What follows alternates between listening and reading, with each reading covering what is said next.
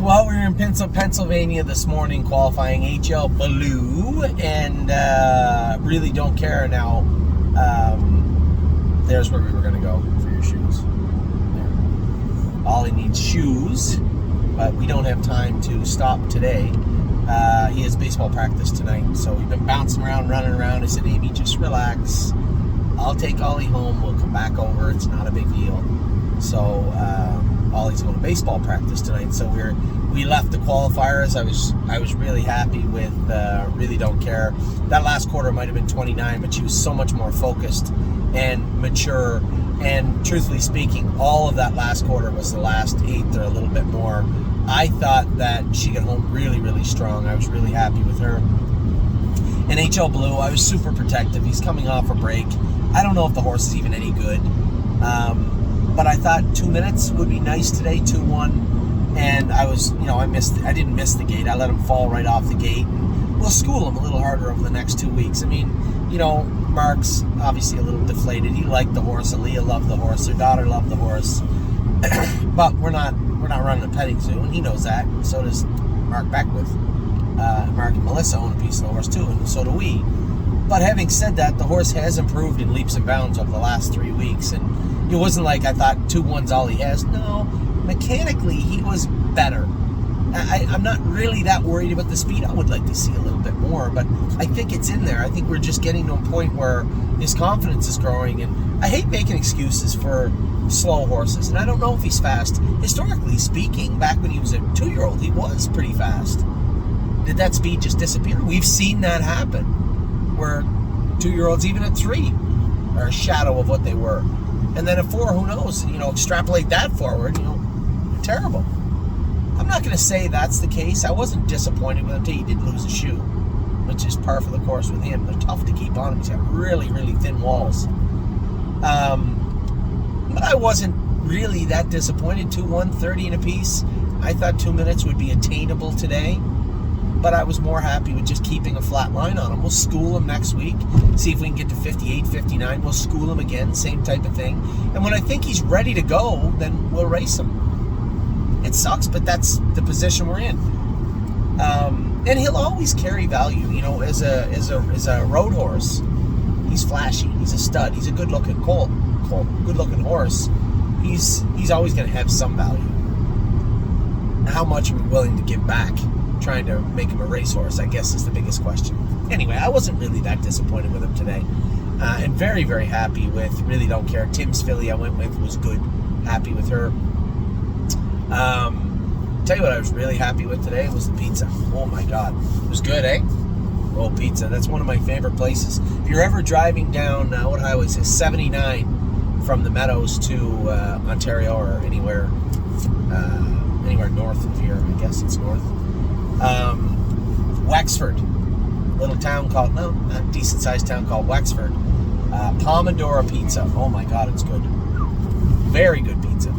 Anyway, Ollie and I stopped for some pizza and some Starbucks, and we're on our way home. Now, last night, I didn't really want to make a video. Every time James drives White Tiger like that, I just want to wring his neck.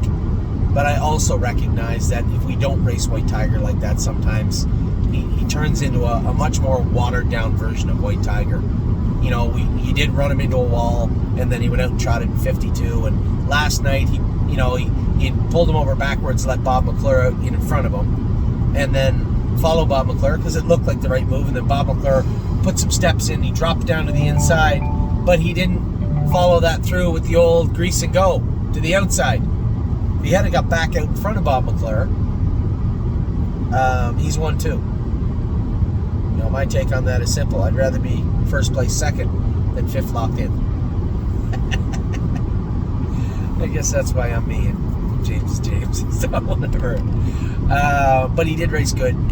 Just frustrating as a partner, as an owner, to watch that. But we've seen him, and that's him. So I thought Cincher was good. Now way down in class, but I don't know if you were paying attention. For all of us that want to lick our wounds because some of our aged horses just aren't on the top of their game right now, a North American Cup winner was in that field and finished 6th. Desperate Man has also fallen on some hard times, and he's not 10. But having said that, here's a horse that won, I think, like 51-4 or 52 at Grand River, 3 starts back, and finishes 6th last night and paces 52 at Mohawk. So weird. But good horses of all varieties falter sometimes, and whether it's age or whatever it is with Citra, he wasn't bad. He just wasn't awesome. He wasn't bad. And then Sunset Acres Girl was very good in Michigan. I tried my hardest. I just couldn't find the Hart County Fair, I think it was called. It looked like a rodeo ring that they just took the fences off and raced in. It was dusty, and I think the mile was like 2.9 or 2.7. But we're very fortunate this year. I felt a little bad after I did my list the other day, just kind of off the cuff, in the depressed mood I was in. Talking about some of the talented horses that we have this year. The only dominant one that we have is our Michigan filly. She's the only one that is the best horse in the state. Now, she can lose at any time, same as any racehorse. I know, honey, that's Amy calling. I'll call you right back. Same as any horse, but right now she's the queen of the castle, so to speak, in Michigan. So that's exciting no matter what, to see that taking place. So good luck the remainder of the year and all my partners in Sunset Acres Girl. And we continue on. We got lots of horses racing this week. We get some tonight, some tomorrow. Lots on Thursday at the Meadows. And then Friday at the Meadows, we have Nothing But a Dreamer making his stateside debut at the Meadows. And Tailgate Buzz is in also. I'm keeping a close eye on Horn Player. I'm going to try and go back and drive her myself. I think she's in on Friday. Oh, we still have. Yes, we do, yep. And I opted not to put Kings County. Here I am telling everybody, there was a case. I think the stronger case was not to race him, but there was a case to make him. We get $6,000 back for the $5,000 entry fee regardless. And here was my deciding factor. If we entered him, so every horse, 6 through the last horse gets 1%, which would be $6,000, right? So you got your starting fee back. Having said that, that's if it went to a final, which it was obvious it was going to go to a final. I think everybody was of the belief it would, and it did. There's no eliminations. They're going right to the final. You are guaranteed 1%. You might say, well, what do we have to lose? I'm going to tell you what we have to lose. We would race him in against horses. He could finish last. He could be stretched out, which I didn't mind the stretch out part. But what if he bled a little bit? Because we worked so hard to get him good. Stacy and Brett had done such a great job getting him under control, getting his airway under control, getting him comfortable, putting weight on him, and to just race against horses that are faster than him. Would it have been helpful?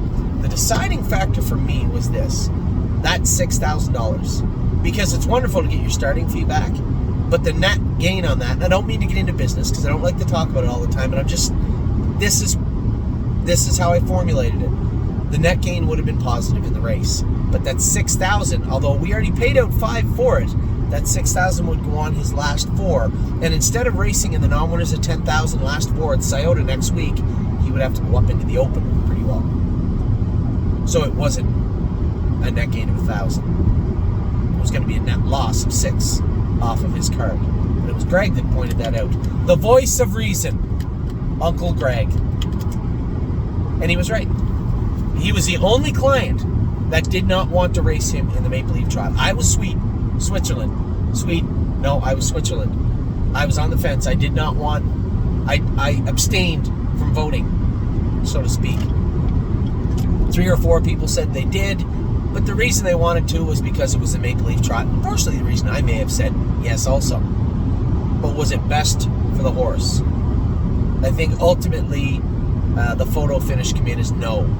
It wasn't, and it was that $6,000 on the books, so to speak, that cost. And it wasn't about the money, it was about where he would have to race next because of that money.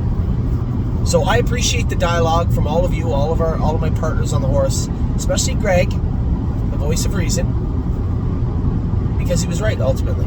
It was that money that was going to screw everything up. So Kings County will get a shot against those horses at some point. He is paid into the Dayton Derby. He is paid into those other races. We're going to give him a crack at them at some point. Just maybe not this week.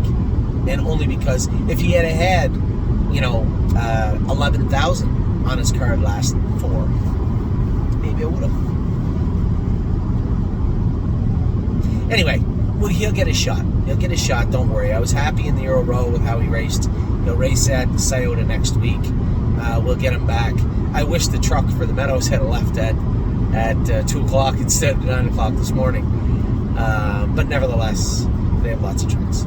So with that, I'll let you guys go. I'll talk to you all very soon. I hope you are having a good week.